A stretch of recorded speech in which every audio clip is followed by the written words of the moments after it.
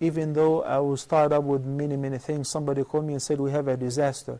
A grown-up young man, mashallah, who was in the 4th year in engineering school. So it's just a couple more tests and he will be an official engineer.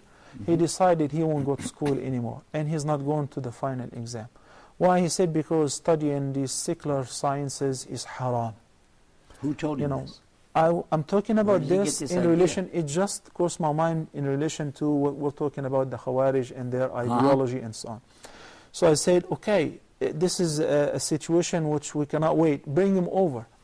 So we spent good 1 hour and this guy was so stubborn. Last night you did this? Last night. In between hospital runs? Yes, and he was so stubborn that he said, I heard from the scholar, I said, you name any scholar. So whenever he named a person, I said, fine, let me put him on the phone. He said, no, don't. This is what I understood and I'm not planning to change. You see the difference between somebody like these kind of Khawarij, whom Abdullah ibn Abbas argued with them, and he basically established the hujjah and the proof. They were fair enough to say, you're right, and we're coming with you. But the other guys were stubborn. What happened with An-Namrud, when Ibrahim, peace be upon him, the Pharaoh, when he argued with him and he said, my Lord brings the son, gives life and death, and he said, I give life and death, etc. So Ibrahim a.s. said, my Lord brings the sun from the east. Can you bring it once from the west? You see what Allah subhanahu wa ta'ala said, فَبُهِتَ الَّذِي كَفَرَ. The weaker one, the disbeliever, which was An-Namrud, was utterly defeated. But did he give in? Did he say you're right? Did he believe? No.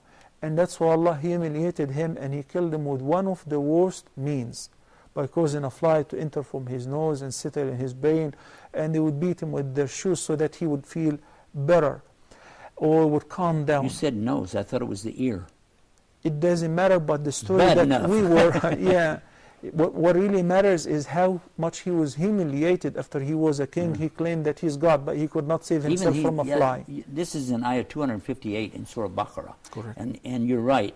That story, I've told it many times. Look how he put himself up so high to say, I give life and death, and Allah killed him with a tiny gnat inside of the eustachian tube. Yeah. What happened is, one of the arguments this young man who's ruining his life was arguing, he said that the professors do not teach deen. Rather, they sometimes say awful things about the Prophet, about Allah subhanahu wa ta'ala. I said, such what? Give me an example.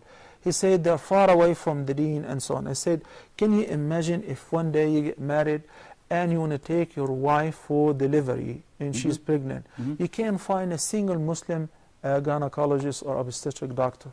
Neither a male nor a female. Why? Because you guys believe that it is haram for us to learn medicine.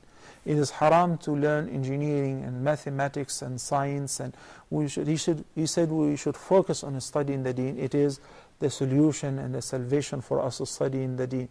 So I give him many examples that I studied pharmacology and I studied deen. There's no conflict. There's no contradiction whatsoever.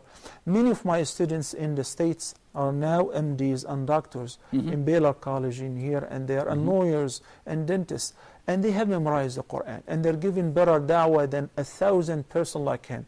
I told him, I swear to Allah, if you're speaking to a non-Muslim and trying to bring him to Islam, you would rather repel him and send him further away from the deen, because there's no logic behind your decision. So anyway, after we wasted a lot of time, he said, I have made up my mind and I'm not changing my decision under any circumstances. I said, what about your parents? Are they happy with that? He said, despite the fact that my parents are happy or not happy, this is the decision. He said, subhanAllah, didn't Allah say that obeying your parents and pleasing them is a fard, second to belief in the oneness of Allah subhanahu wa ta'ala? He said, but the obedience of Allah should come first. I said, absolutely true. But when they order you, when they wasted a lot of time and money, because he comes from a poor family, so his family must spend arm and leg in order to send him to school for 4 or 5 years, and by the end he's blowing it, he's ruining everything. Why? Somebody had poisoned his mind and he blocked his mind. So he said, do not listen to anybody else. Even the shuyukh, he claimed that he listened to them, he won't listen to them. So in fact, sometimes there is a chance where the person is still, when you notice some changes on the person, in his ideology, in his way of thinking, feeling like he likes to isolate himself or hang around with the wrong guys, then we should catch these guys in the beginning before they get sucked in and before it becomes impossible or very hard at least for us to bring them back.